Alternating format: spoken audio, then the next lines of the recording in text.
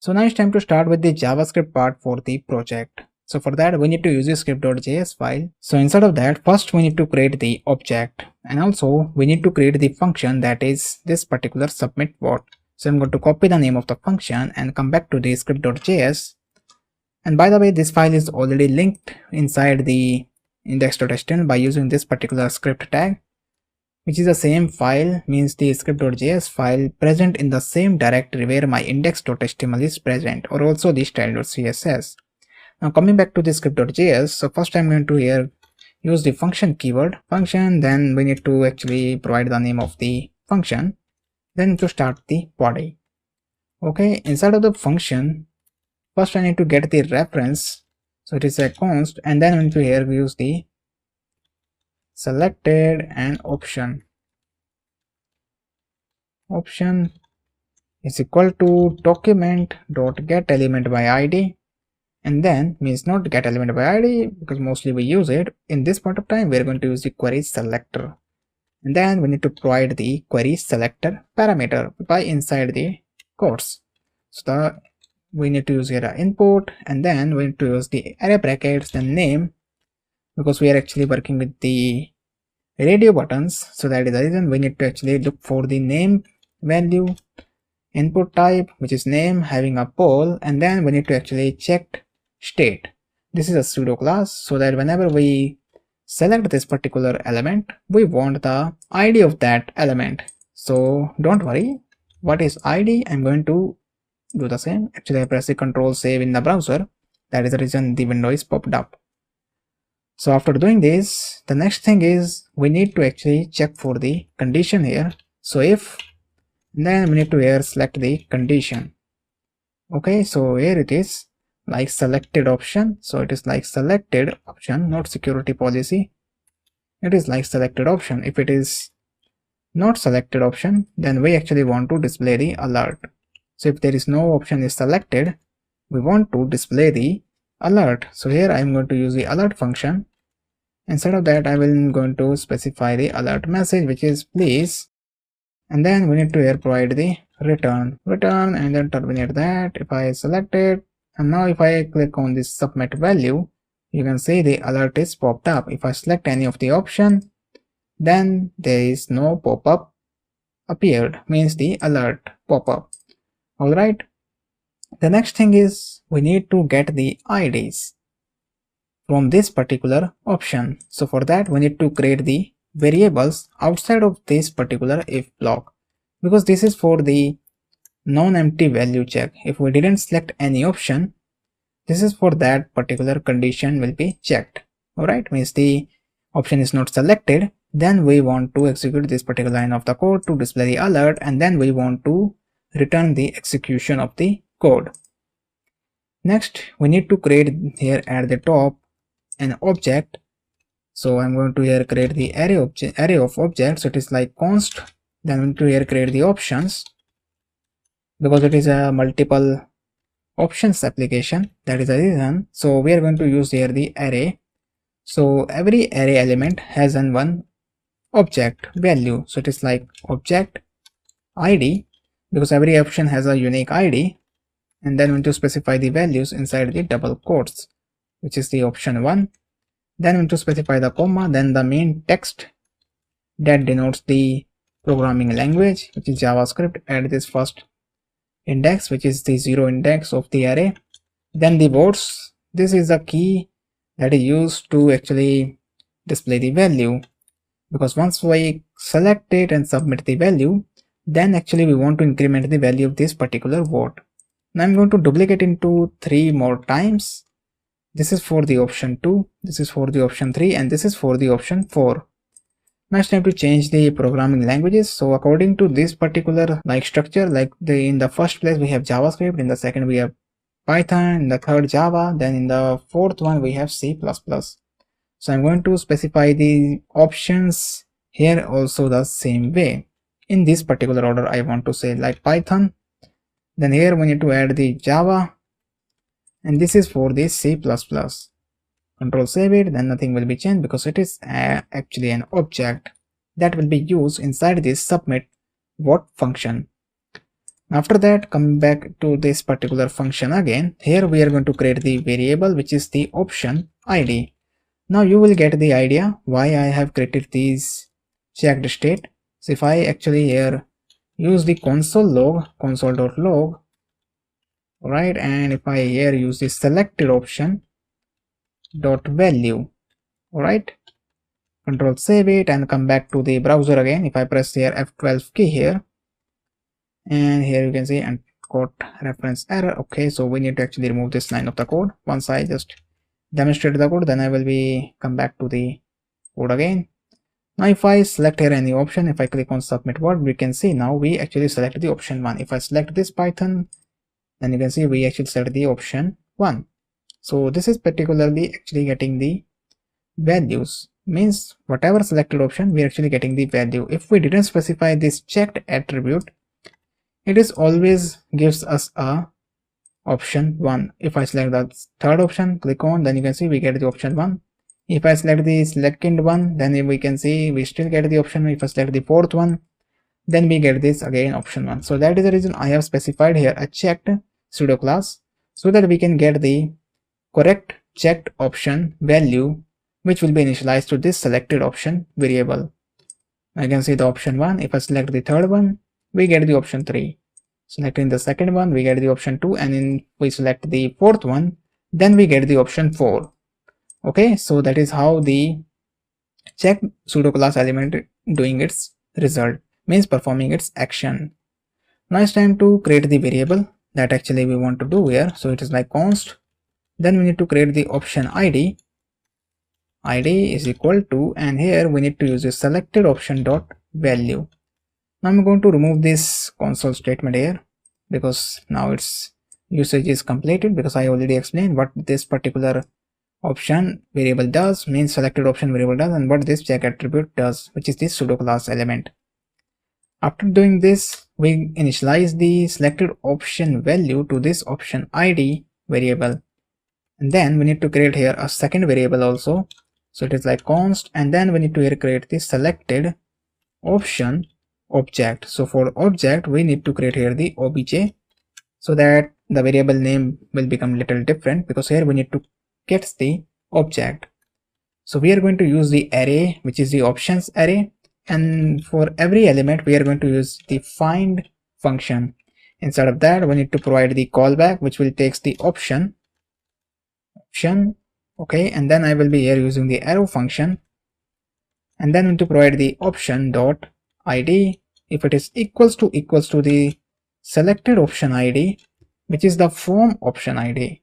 Now this sounds to be a little confusing, so let me explain. This is the option array, and we have used the find function of the array, which is a JavaScript function, and instead of that we have specified a callback, which is an arrow function, and this option id is actually representing the values of this array of objects. So first it is going to check for this particular one. If it is selected, like if we select the second one in this particular one, like if we select the second one, so it's going to check it, and according to that it is going to like increment the value inside the votes key. That is the next step we want to do here. So if again, if the selected obj, like here we need to check it for if the select obj is selected, means if there is a value present in the obj. If I used here a console log statement, console.log, okay, again, and then here we will be presenting the value of this selected obj. Control save it, and if I open the console log again here, and if I select the Python, click on submit, you can see we get the second value of the object which existed here. So that value will be initialized to the selected option object. You can see right now this is the entire value of the object. Okay, and after getting the value of the object, means we get this second object, we want to update its votes value, which is this, by using this value, which we want to update the value of the votes. So because it is an object, so with the use of the selected object, we are going to access the votes key. So it is like selected object, so with the use of the dot we can access the value, which is votes. You can see it's automatically popped up. So we want to increment the value, means the vote is incremented. Okay, so there is an increment in the votes. Alright, and after that we want to call here a display result function. So this function is not created yet because we want to create this particular function, display results. Now if you inside the console, means inside the if statement, if I use the console statement here, which is console.log, and again I will be here pasting the selected object option. Alright, right now I'm going to just comment out this particular display result because it is going to give us an error. Alright, and then if I select here any option like Python, click on submit, you can see we get the values, and also before the we are actually getting the value updated to option 1.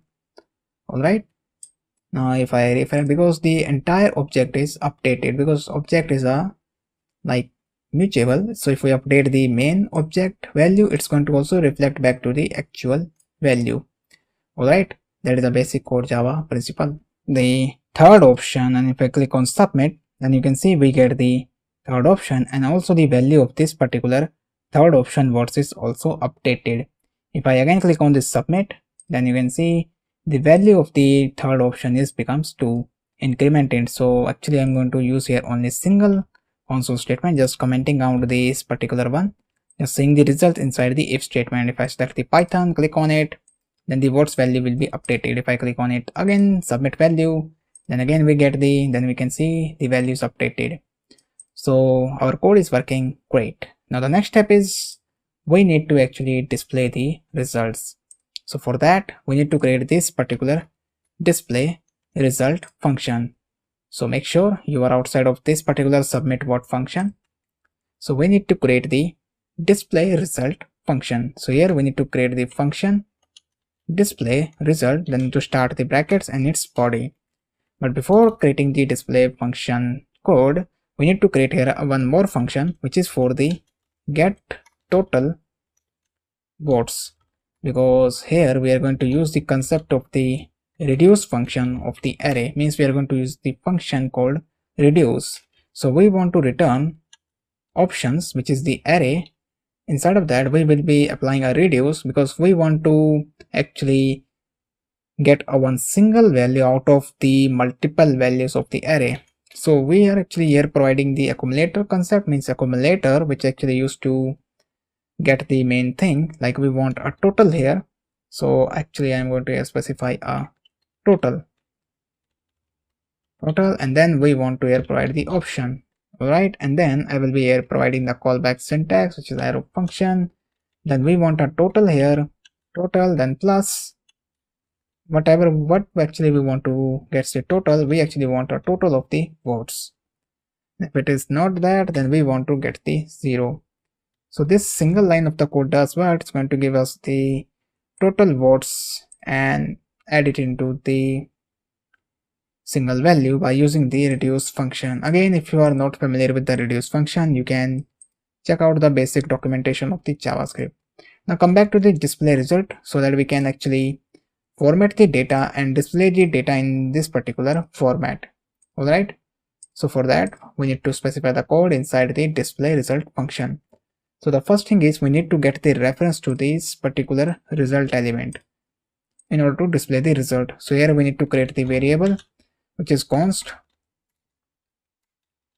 and here we need to provide the result is equal to, and then we need to provide the document dot get element by id. So this is a get element by id name, and inside of that we need to provide the result. Alright, and after that we need to update the result dot inner html is equal to, then we need to provide the double quotes.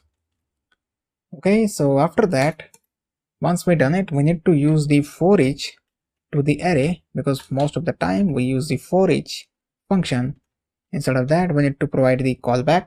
So again we need to here use the round brackets, then the parameter name which is option, then the arrow syntax, and after that we need to start the body of the arrow function. Right, then we need to terminate that, and also I'm going to remove the extra spacing here, making some room inside the for each block of the array function. Then here we need to actually first get the percentage, is equal to, and first we need to actually use the brackets. So here we need to actually create a bracket. Instead of that, we need to again create the bracket. Like here we need to start the brackets. So instead of that, I'm going to first use the option dot votes. So whatever value that is present under the option dot votes, we need to divide it with the get total votes, and then, which is a function, so we need to provide the brackets as well, and then we need to multiply this value with the 100 so that we can calculate the percentage. And then we need to use the toFixed function here so that we get the only 2 decimals after the end of the values. So if I click on here, so that we right now you can see we get only 2 zeros after the decimal, means after the point. So that is when we have used here toFixed. Okay, so coming to the our version of the application, also come back to the script.js. Here I'm going to use the logical OR operator and then specify the 0. Okay, so this is the code. So if I zoom out a little bit, then you will see the code more clearly in just only the single window of the Visual Studio Code. Alright, so this will actually calculates the percentage. Next, we need to create the another value, means another variable, which is actually the bar width. What I mean the bar width, actually this particular bar width. So this is the variable responsible for the bar width. So we need to actually check for the percentage value. If it is greater than 0, then here we are actually using the ternary operator. So we want to actually get the value of the percentage, and then we want to concatenate with the percentage symbol, because we want to display the percentage. If it is 0, means if the value of the percentage is greater than 0, then we want to update the bar width. Alright, and after that, if it is not a, then we want to display the 0%. Alright, then we need to terminate that, and after that we need to create the final result. So for that we need to create another variable of the const, which is option result. Option result is equal to, then to specify document dot create element, because we want to create the element.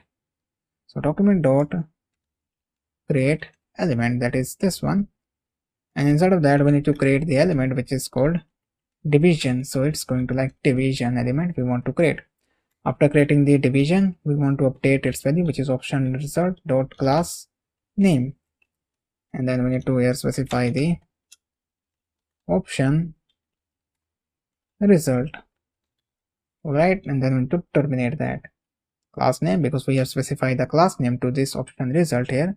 To this division element, we added the class name with the use of this particular line of the code. After that, we need to update the inner HTML. So dot inner HTML. So here I will be using the template string, which is a character present at the top of your tab key inside the keyboard. Alright, and then here I will be using the span element, because we want to display the data, and we also want to close the span element, and then we are going to craft the message. So first I'm going to specify the class name here, which is the option text, option hyphen text, option hyphen text, and then we want to update the value, so it is like dollar curly brackets, and then we need to provide the option dot text. Okay, so whatever the option is, we actually going to update the value. So this is the option, it's going to display the text. Next I'm going to create the another division element, division.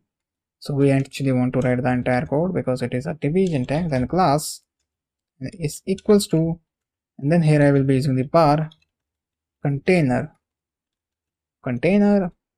Alright, and then we need to close the class name, and then also we need to close the division tag, and then the main division closing tag. Press the enter key. Inside of this particular division, I want to create another division also. So angular brackets, then the class name, class is equal to, then we need to specify the bar, because it is going to display the bar, and then we need to provide here a style is equal to width. Okay, and then the colon.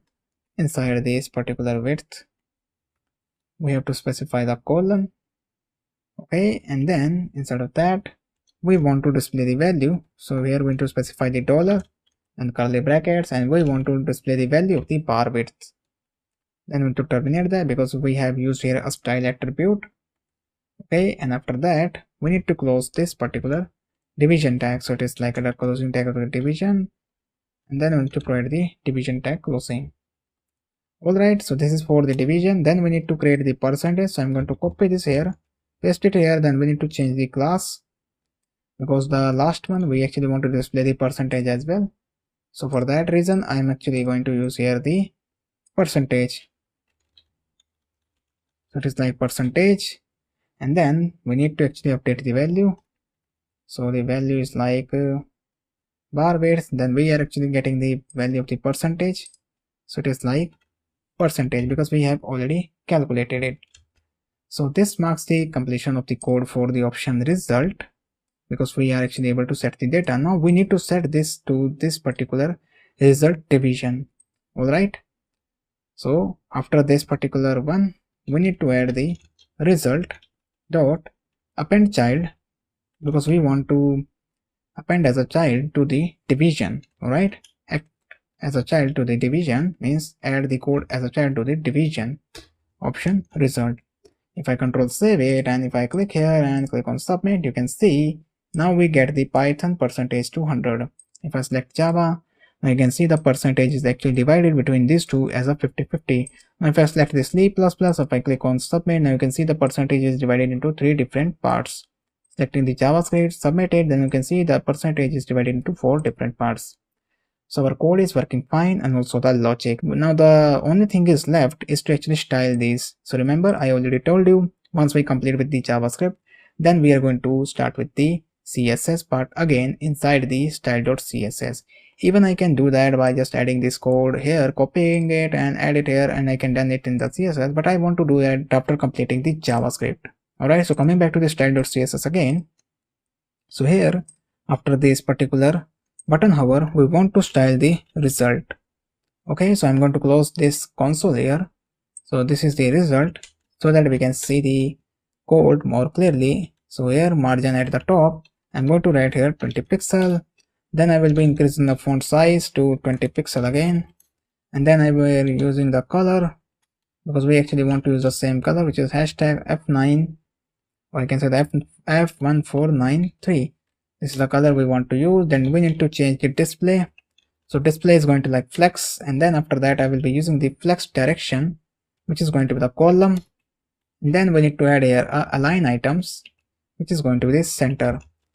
Control save it, and you can see the color of these elements is actually changed. Okay, and after that we need to provide the code for the option result. If I come back here, you can see this is the class name, which is the option result. I just copy this class name from here, coming back to the style.css again. So here at the bottom of the result code, I'm going to here paste the option result. Instead of that, first we need to change the display. So display is going to flex, and then we need to add the align items. It is going to center. Then we need to add here margin bottom, which is going to 10 pixel, and then we need to add the width, which is going to like 100%. If I do that, then you can see they are actually shifted to the left side of the container, which is the result. Alright, next we need to add some more code. So it is like option text. So coming back to the script tag, so it is like option text. So this is the class name. I'm going to copy this class name from here, coming back to style.css and pasting the name of the selector, which is a class selector option text. Instead of that, I will be adding the flex property to 1. Control save it. Now you can see everything is arranged in this particular order.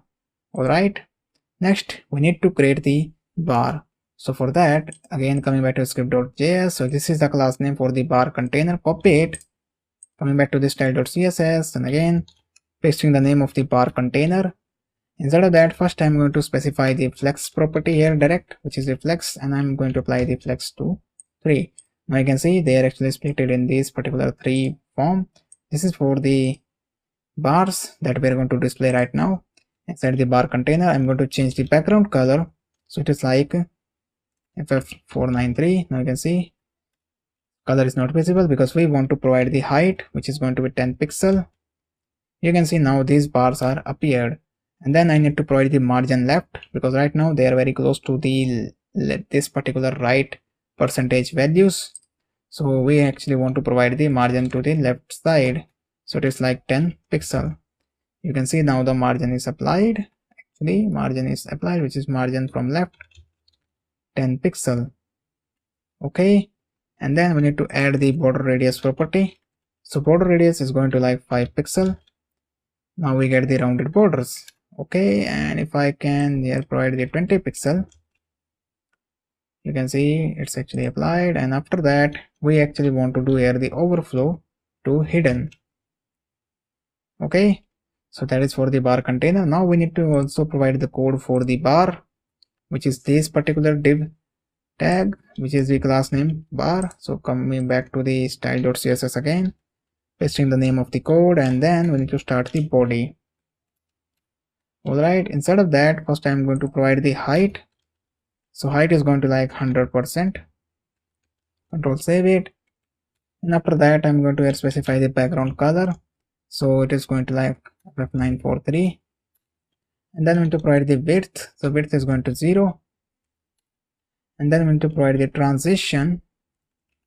Then we need to provide the transition to the width. Width is equal to the 0.5s. Ease in out. This one. You can see actually it is not going to do anything. If I just see the final version, it just looks like this. Okay, so that is the bar code. Next we need to provide the code for the percentage. So here comes the result. Inside that we actually going to copy this particular one, which is the percentage. Copy it, coming back to the style.css again, specifying the dot, and now we need to first here provide the flex. So the flex is going to be like 1. Now you can see it looks now great. Flex is 1, and then we need to provide the margin left property, which is like 10 pixel. And then here I will be providing the font weight, which is going to be the bold. And then after that I'm going to provide here a color, which is F1493. If I control save it, you can see the percentage.